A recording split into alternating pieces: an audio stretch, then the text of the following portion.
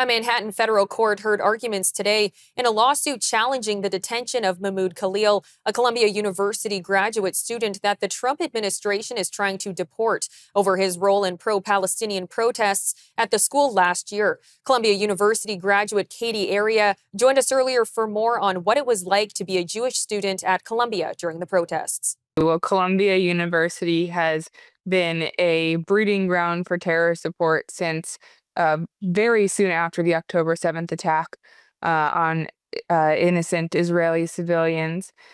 On October 12th, there was the first protest that was against Israel and their actions, even though they were still counting the bodies from October 7th. And since then, the protests have continued getting worse and worse with time. In April of 2024, Mahmoud Khalil was one of the ringleaders of the encampment that took over my campus for over 2 weeks. They violently took over a building, broke in with hammers, held a facilities worker hostage, and continued to terrorize not just Jewish students, but all students on our campus. They claimed to be Westerners advocating for the total eradication of Western civilization. Their one goal was to disrupt and destruct everything.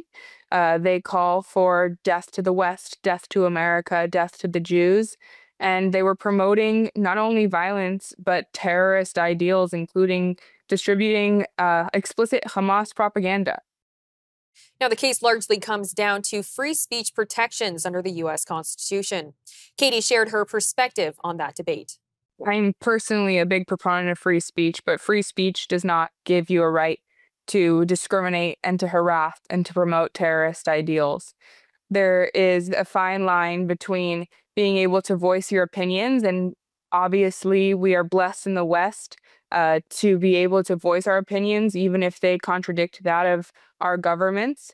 But to explicitly promote terrorist ideals, to idolize terrorists, such as Yahya Sinwar, who orchestrated the massacre on October 7th, to hand out posters with his quotes calling for a flood, which is what Hamas referred to the October 7th massacre as, explicitly showing and promoting these horrific ideals and handing out posters and propaganda that comes directly from these terrorist groups. They had photos of these terrorists in action. They brought members of terror supporting groups in New York City to campuses.